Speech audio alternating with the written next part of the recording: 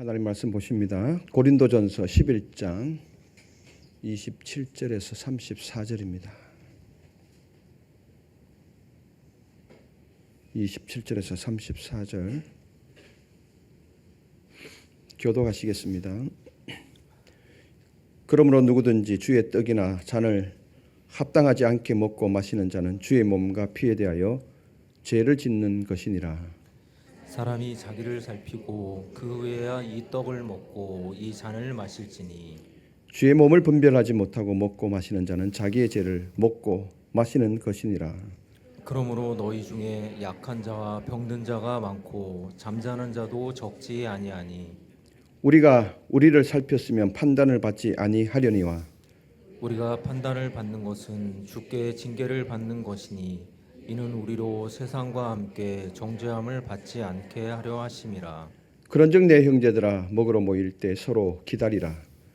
만일 누구든지 시장하거든 집에서 먹을지니 이는 너희의 모임이 판단받는 모임이 되지 않게 하려 함이라.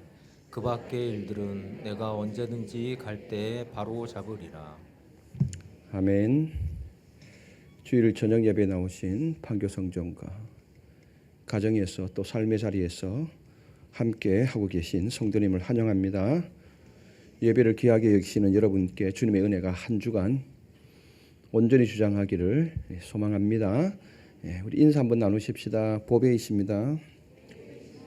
권사님, 집사님, 보배이십니다.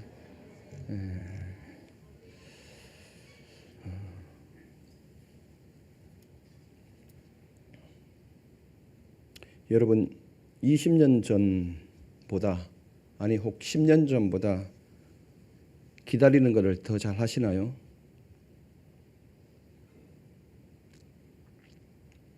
연륜이 쌓이면 더 잘 기다려야 되는 거 맞죠? 그런데 시대가 우리를 바꾸어 가고 있습니다. 점점 기다리는 것을 어려워하는 시대를 살고 있습니다. 우리는 우리도 모르는 사이에 빨리에 익숙해져 가고 있습니다. 세상의 문화와 가치들이 그렇게 우리를 끌고 가고 있는 것입니다. 정말 놀라운 시대에 살고 있지 않습니까? 이 시간 물건을 시켜도 내일 아침에 새벽이 되면 도착하는 시대가 되는 거죠. 그런데 잘 못 기다려요. 우리가 어떻게 보면은. 20년 전에는 버스가 좀 늦게 와도 기다렸거든요. 그때는 버스에 대한 어플이 없었거든요. 요즘에는 뭐 어플을 열면은 버스가 그 정류장에 몇 분에 도착한다 쫙 정확하게 나오잖아요. 그러니까 시대가 우리도 모르는 사이에 우리를 빨리로 이끌고 간다. 잘 기다리지 못하는 시대에 살고 있다. 그런데 사도 바울은 오늘 본문 33절에 서로 기다리라 라고 말씀하고 있습니다. 이것은 예절의 문제가 아니라 복음의 방식을 가르쳐주고 있습니다. 성찬에 대한 태도에 대해서 가르쳐주죠. 지난주에는 우리가 성찬의 의미에 대해서 생각을 했습니다. 성찬은 주의 죽으심이다. 성찬의 중심은 주의 죽으심이다. 주님께서 왜 죽으셨느냐?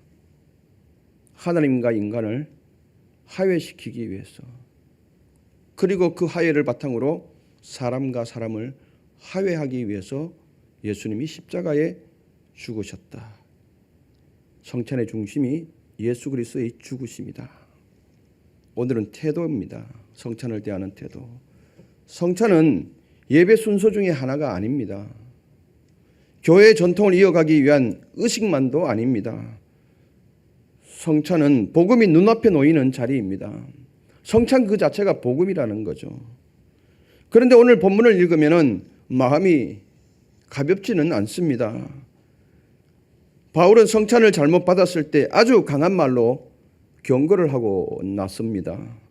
성찬을 합당하지 않게 먹고 마시는 자는 주의 몸과 피에 대하여 죄를 짓는 것이라.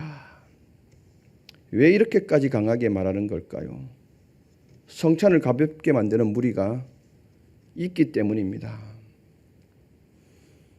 그때 당시 고린도 교회는 이 성찬을 그냥 단지 먹는 것으로만 생각하는 경우가 있었습니다. 이 성찬을 그냥 하나의 음식 먹는 그것으로 치부하는 경우가 있었거든요. 그러니까 자기 배만 채우면 되는 거죠. 고린도 교회 모임은 모일수록 유익이어야 하는데, 함께 음식을 나누면 나눌수록 유익이 되어야 되는데 오히려 해로움이 되었습니다. 함께 모였는데 함께가 아닌 거죠. 끼리끼리였던 거고, 부자들과 가난한 자가 나누어졌던 거고, 계파가 나누어졌던 거죠. 음식 하나의 문제로 인하여서 식탁을 통해서 이런 현상이 벌어진 거죠. 그러면은 모이면 모일수록 유익이 되지 못했던 거죠. 어떤 사람은 배고프고 어떤 사람은 많이 먹어서 취하기까지 했습니다. 주의 만찬이, 성찬이 주님의 몸인 교회를 세우기 위해 있는데, 사람을 살리기 위해서 그것이 있는데, 자신의 배를 채우는 자신만의 잔치가 되어버리는 것이죠.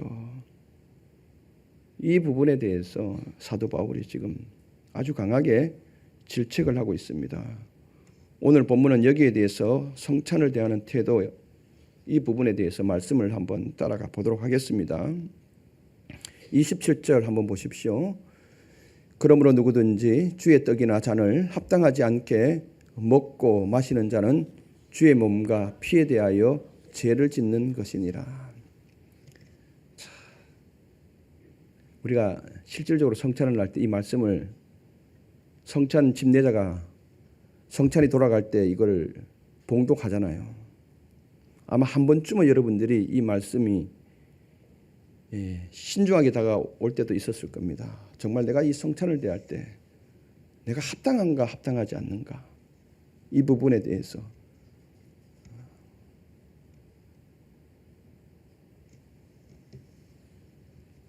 들어보면은 훨씬 더 센 말을 하고 있거든요. 바울이 말하는 여기서 합당하지 않다, 이 합당하지 않게라는 말은 자격을 말하는 것이 아닙니다. 성찬이 죄 없는 사람만 오는 자리라면은 이 땅에서 성찬을 받을 만한 사람이 아무도 없는 거죠. 성찬은 완벽한 사람이 받는 자리가 아니라는 거죠. 은혜를 구하는 죄인을 위한 성찬입니다. 그렇다면 여기서 합당하지 않는다는 말, 합당하지라는 이 말이 무엇일까요? 바울이 말하는 합당함은 완벽한 사람, 죄 없는 사람을 말하는 것이 아닙니다. 또 우리가 해결을 했지만은 죄를 지을 수 있거든요. 단순하게 이 죄를 짓는 것에 대해서 이야기를 하는 것이 아닙니다. 성만찬의 의미에 걸맞지 않는 태도를 말하는 거죠. 주님의 죽으심을 나타내는 자리가 성찬이잖아요. 제가 조금 전에도 이야기했잖아요. 주님이 왜 죽으셨어요? 하나님과 우리를 화해하기 위해서 화목제로 죽으신 거잖아요. 그래서 예수 그리스도를 화해자라고 말씀하잖아요. 그리고 그걸 바탕으로 아까 사람과 사람과의 화해를 이루기 위해서 예수님이 십자가에 죽으셨다. 이 의미에 걸맞지 않는 태도를 합당하지 않다라는 겁니다. 그러면 합당하지 않는 모습을 구체적으로 우리가 성경을 통해서 이전에 배웠잖아요. 바로 11장 21절 22절을 받고 있습니다. 여기 합당하지 않다라는 이 태도가 11장 21절 22절을 받고 있는데요. 다시 한번 돌아가서 한번 읽어보십시다. 다 같이요. 이는 먹을 때 각각 자기의 반찬을 먼저 갖다 먹음으로 어떤 사람은 시장하고 어떤 사람은 취함이라. 너희가 먹고 마실 집이 없느냐?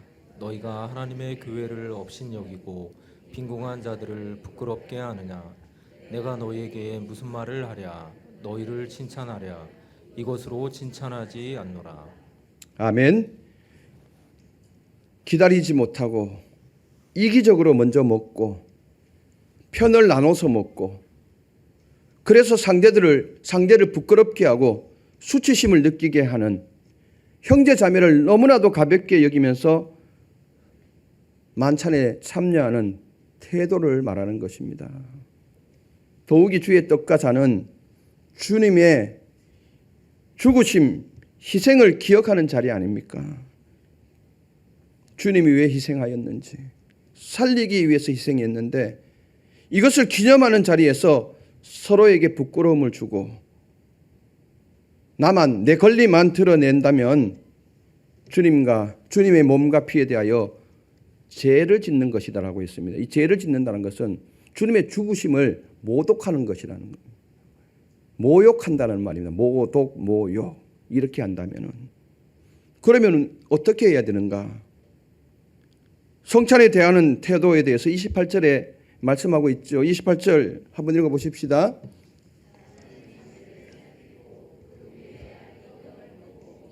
마실지니 아멘. 사람이 자기를 살피고 그 후에야 이 떡을 먹고 이 잔을 마실지니. 살피다, 자기를 살핀다라는 것은 죄가 있는지 없는지를 살피라는 말이 아닙니다. 내가 성만찬을 대하는 태도가 복음에 걸맞는지 점검하라는 것입니다. 자격 심사가 아니라 태도의 점검입니다. 내가 이 성찬을 하는 이유가 화합을 추구하고 있는지, 서로를 배려하고 있는지, 서로를 세우려고 하고 있는지, 복음으로 살아내려고 하고 있는지 이 태도를 점검하라는 것입니다. 만약에 이 태도에서 점검을 했는데 거기에 못 미친다면은 성찬을 하지 말라는 겁니다. 아니면은 성찬을 받은 후에 돌아서서 이 태도를 취하라는 겁니다. 둘 중에 하나입니다. 자신 없으면은 아예 이 성찬을 하지 말든지, 아니면은 하고 서로에게 가서 화해를 하든지 이렇게 하라는 겁니다. 예수 그리스도께서 십자가 대속을 통해서 하나님과 하나 되고, 그리고 이웃과 이웃이 하나 되는 한 몸 공동체, 특히 교회는 더욱 한 몸이어야 합니다. 한 몸 되는 것에서 벗어났을 때 이것을 먼저 해결한 다음에 그 후에야 참여하라는 것이죠. 그 후에야, 자기를 살피고 그 후에야 이것을 해결한 다음에, 아니면 하고 난 다음에 반드시 해결하든지 그 후에야 이 잔을 먹고 마시라는 것입니다. 참여하지 말라는 말이 아니죠. 참여하지 말라는 말이 아니라 해결한 후, 즉 복음의 방식으로 태도를 바꾼 후에 참여하라는 것입니다. 성찬의 참여가 왜 중요한지 뒤에 나오거든요. 만약에 이것을 분별하지 못하고 먹고 마시는 자는 어떻게 된다고요? 29절에 나와 있죠. 29절 또 한번 읽어보십시오. 29절. 죄의 몸을 분별하지 못하고 먹고 마시는 자는 자기의 죄를 먹고 마시는 것이니라. 아멘. 여기서 분별이란 말은 성만찬의 의미를 제대로 인식하고 그에 맞게 대하는 태도를 의미합니다. 그러면 분별하지 못한다는 것은 성만찬의 의미를 제대로 파악도 하지도 못하고 그에 맞지 않는 태도를 지금 취하고 있다는 것이죠. 이렇게 분별하지 못하고 먹고 마시는 것은 자기 죄를 먹고 마시는 것이니라. 이런 자는 자기의 죄를 먹고 마시는 것이라고 경고하고 있습니다. 이 말은 성만찬이 원래 은혜의 자리인데 그것을 무시하고 왜곡된 태도로 참여하면 그 행동이 그것을 한 행동이 판단의 근거가 되어져서 결국 심판으로 돌아온다는 뜻입니다. 자기의 죄를 먹고 마신다는 것은 판단의 근거가 되어서 결국 심판을 받게 된다는데, 여기서 이 심판은 여러분들 29절 죄를 먹고 마신다라고 이야기하고 있죠. 그 죄에 대해서 2번하고 각주를 달아놨죠. 성경에. 각주가 뭐로 되어 있습니까? 심판을 먹고 마시는 것이다. 심판을 의미합니다. 그런데 이 심판은 영원한 심판이 아니라 징계에 가깝습니다. 원문을 보면 징계라는 것은 32절에 분명하게 징계의 목적에 대해서 말씀하고 있죠. 우리가 판단받는 것, 32절, 우리가 판단을 받는 것은 주께 징계를 받는 것이니 이는 우리로 세상과 함께 정죄함을 받지 않게 하려 하심이라. 징계의 목적을 밝히고 있죠. 세상과 함께 정죄함을 받지 않게 하기 위하여서 징계를 한다는 것입니다.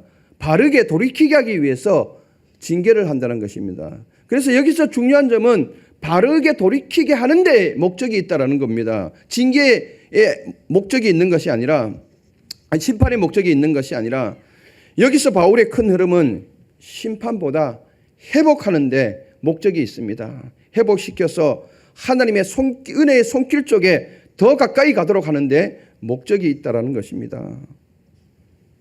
이어서 바울은 만약에 그렇게 하지 못할 때 더 강하게 지금 이야기를 하고 있습니다. 그렇게 하지 못할 때 30절 같이 한번 읽어보실까요?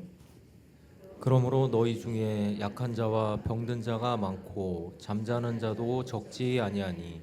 아주 무서운 말을 하고 있습니다. 무슨 말씀입니까? 주의 몸을 분별하지 못하고 성만찬을 왜곡할 때에 하나님이 공동체를 깨우치기 위해서 약함도 주고 병도 주고 뒤에 뭐라고 그랬어요?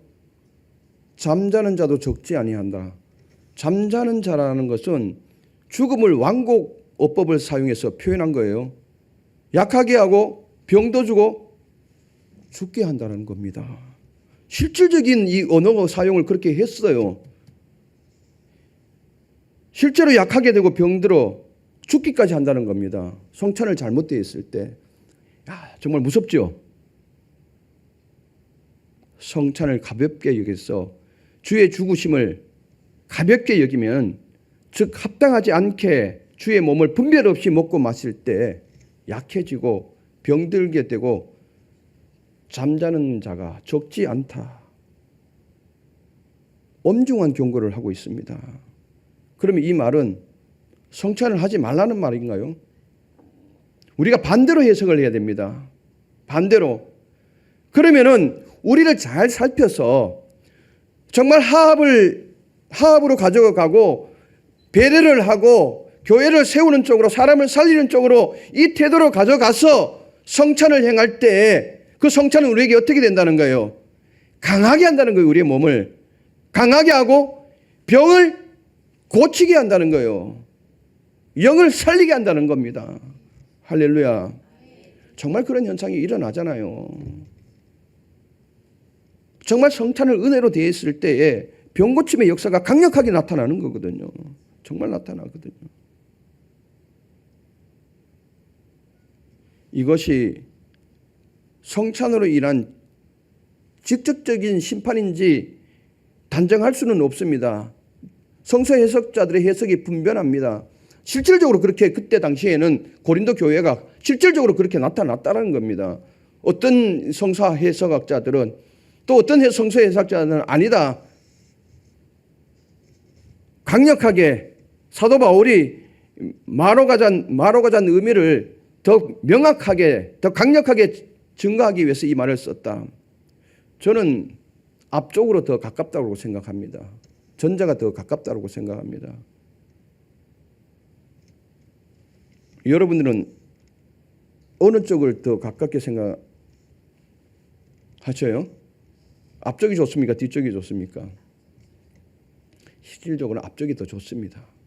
왜 제가 앞쪽이 더 가깝냐면은 제가 그랬잖아요. 그것을 반대로 했을 때는 내 몸이 강해지고 병이 고침을 받고 살아날 수 있으니까 훨씬 더 좋죠, 그게. 어쨌든 성찬을 망가뜨렸을 때 엄중한 지금 경고를 하고 있는 것입니다. 하나님은 성찬을 사랑하십니다. 왜냐하면 성찬은 하나님의 사랑하시는 독생자 아들의 피와 몸을 높이는 자리 아닙니까? 그것을 기억하는 자리가 아닙니까? 하나님께서 아들을 이 땅에 보내신 이유가 선명하게 드러나는 자리가 바로 성찬이거든요. 성찬을 통해서 화목이 일어나고 배려가 일어나고 그를 통해서 공동체가 세워지고 서로가 살아나는 이 역사는 하나님이 기뻐하시는 것 아닙니까? 그렇게 성찬을 가볍게 취급하거나 개인의 것으로 사유화시켜 성찬을 무너뜨리는 일을 하나님은 결코 가볍게 보지 않는다는 것입니다. 그러므로 항상 28절에 자기를 살핀 후에야 성찬에 참여하라고 말씀하고 있습니다. 그리고 마지막 바울은 결론적으로 이야기를 하죠. 그러면 성찬을 어떻게 해야 하는데? 주의 만찬을 어떻게 해야 되는데? 33절을 그렇게 말씀하고 있죠. 33절 같이 읽어보실까요? 그런즉 내 형제들아 먹으러 모일 때에 서로 기다리라. 아멘. 형제들아 먹으러 모일 때 서로 기다리라. 지금의 성찬은 식탁과는 별개로 분리되어 있잖아요. 그때 당시는 식탁이 곧 성찬이라고 그랬잖아요. 그냥 서로 기다리라는 이 말은 몇 가지가 다 포함되어져 있습니다. 배려하라는 거죠. 그리고 연합하라는 말이죠. 그리고 온유하라는 말이죠. 그러면 뭉뚱그려서 이걸 다 뭉뚱그려서 사랑 하나로 표현될 수 있는 것입니다. 성찬을 위해서 기다려줄 것을 요청하죠. 시간 예절보다 사랑의 방식이 기다림이라는 겁니다. 내가 잠시 멈추는 동안 공동체가 함께 설 수 있다면, 함께 식탁에 참여할 수 있다면, 그래서 하나가 될 수 있다면 기다리라는 겁니다. 좀 늦더라도 기다리라는 거죠. 고린도 교회의 죄는 공동체를 무시하고 자기 배를 채우기 위해서 먼저 먹음에 문제가 일어났던 것 아닙니까? 성찬의 길은 더디더라도 기다렸다가 함께 먹는 사랑을 세우라는 것입니다. 더 나아가서 마지막 말씀, 만약 성찬을 개인의 배를 채우는 것이라면 집에서 먼저 먹고 오라는 것입니다. 성찬을 배추음에서 구별할 것을 요청하고 있죠. 마지막 34절 한번 읽어보실까요? 누구든지 시장하거든 집에서 먹을지니 이는 너희의 모임이 판단받는 모임이 되지 않게 하려 함이라. 그 밖의 일들은 내가 언제든지 갈 때에 바로 잡으리라. 아멘. 만일 누구든지 시장하거든 배가 고프면 집에서 먼저 먹고 오라는 겁니다. 이 말은 성찬을 단지 배고픔을 해결하는 그 자리로 끌고 오지 말라는 겁니다. 육신의 기분 욕구가 올라오면 공동체는 금방 내가 먼저로 흔들릴 수가 있습니다. 그렇기 때문에 집에서 허기짐을 면하고 올 것을 사도 바울은 가르치고 있습니다. 21절에도 똑같이 말하잖아요. 너희가 먹고 마실 집이 없느냐라고 막 호통을 치잖아요. 집에서 먹고 오라는 겁니다. 시장하면은. 또 여기서도 똑같이 그렇게 이야기를 하잖아요. 바울의 요지는 이렇습니다. 허기는 집에서 해결하고 은혜는 교회에서 함께 누리고 한몸됨을 기다림으로 드러내라는 것입니다. 이 34절의 요지입니다. 그리함으로 성찬을 회복시킬 것을 우리에게 요청합니다. 여러분, 성찬은 두렵게 하는 자리일까요? 은혜의 자리일까요? 이 말씀을 잘못 읽으면은 성도들이 성찬을 대할 때 꼭 이 말씀이 걸려서 어떤 분들은 성찬을 안 하는 분들이 있어서 물어봅니다. 왜 안 했냐면은 두려워서 못했습니다. 죄를 지은 채 성찬을 대할 수가 없어서. 어제 저녁에 술을 마셨는데 그것 때문에 두려워서 성찬을 할 수 없어서. 그 문제는 별개의 문제라는 거예요. 이거는 전체적인 태도의 문제라는 거예요. 태도의 문제. 성찬을 하기 전에 분명하게 이야기를 했잖아요. 내가 뭐라고요? 화합의 자리로 나아가고 있느냐, 화해의 자리로 나아가고 있느냐, 배려의 자리로 나아가고 있느냐, 교회를 세우는 쪽으로 나아가고 있느냐, 사람을 살리는 쪽으로 나아가고 있느냐, 이 태도가 분명하다면은 성찬은 하라는 겁니다. 설사 그렇게 하지 못했을지라도 하고 난 다음에 하면 되는 겁니다. 부부 싸움을 하고 교회 예배에 나왔습니다. 그날이 마침 성례전이 있는 날입니다. 성찬을 해야 될까요? 말아야 될까요? 해야 돼요? 말아야 돼요? 하고 난 다음에 어떻게 해야 되는 거예요? 손을 덥석 잡고 여보 내가 잘못했어. 울어야 되는 거예요. 그러면 그 가정이 회복되어지고 살아나는 거예요. 이게 성찬의 능력이라는 거예요. 성찬의 이제 의미에 대해서, 오늘은 태도에 대해서 우리가 분명하게 했습니다. 여러분, 이제 3월달 되면 또 우리가 고난주일을 앞두고 성찬을, 주의 만찬을, 성찬을 대하잖아요. 이걸 꼭 기억할 수 있었으면 좋겠습니다. 만약에 내 마음이 사람을 살리는 쪽이 아니다, 교회를 세우는 쪽이 아니다, 화합을 도모하려는 쪽이 아니다, 배려하는 쪽이 아니라면은 여러분들 하지 말아야 합니다. 왜? 오늘 분명히 하잖아요. 그렇게 안 되었을 때 하면은 약해지고 병이 되고 뒤에 건 하지 마십시다. 그까지는 가지 마십시다. 근데 그렇게 하고 나면은 이게 반대라는 거예요. 성찬의 능력이 대단한 거예요. 그래서 여러분들 성찬을 가볍게 보지 마십시오. 정말 엄중하게 보십시오. 그리고 이것을, 이러한 태도를 가짐으로 말미암아서 성찬이 여러분들에게 정말 큰 은혜가 되었으면 좋겠습니다. 내가 살아나고 내 가정이 살아나고 우리 공동체가 살아나는 일 아닙니까? 이 역사를 여러분들이 꼭 이뤄갔으면 좋겠습니다. 결론을 맺습니다. 성찬은 자격을 요구하는 자리가 아니라 은혜를 요구하는 자리입니다. 그래서 성찬은 반드시 해야 합니다. 은혜가 필요한 사람에게 이 만찬, 성찬이 필요한 것이죠. 그러므로 우리는 매일 예배를 통해서 은혜를 구해야 합니다. 처음 교회는 모일 때마다 성찬을 했다 그러잖아요. 우리는 지금 여건이 그렇게 되지 않아서 성찬을 하지 못하지만은 이 예배 자체가 성찬이다, 성찬이 아니다. 형식적으로는 성찬을 하지 않지만은 이 예배 자체가 성찬인 거예요. 그러면은 이 예배를 드릴 때도 우리의 마음이 어떻게 되어야 된다고요? 화합하고 배려하고 살리고 세우는 쪽으로 우리의 마음 태도를 바꿔야 한다는 거예요. 그러면 그 예배를 그렇게 하고 예배를 드리고 나면은 우리가 어떻게 된다고요? 강해지고 병이 나아지고 문제가 해결되는 겁니다. 그 은혜를 잡은 손은 함께 기다리는 손이 되어야 합니다. 그럴 때 성만찬은 교회를 살리고 세상을 향해 복음을 선포하는 거룩한 증언이 될 것입니다. 이 역사가 우리 교회 가운데, 여러분들 삶 가운데 분명하게 나타날 수 있었으면 좋겠습니다. 기도드리겠습니다. 하나님, 주님의 식탁을 결코 가볍게 여기지 않게 하옵소서. 우리가 떡과 잔을 받을 때마다 주님의 십자가의 은혜를 분별하게 하옵소서. 우리 죄를 덮는 은혜를 값싸게 만들지 않게 하시고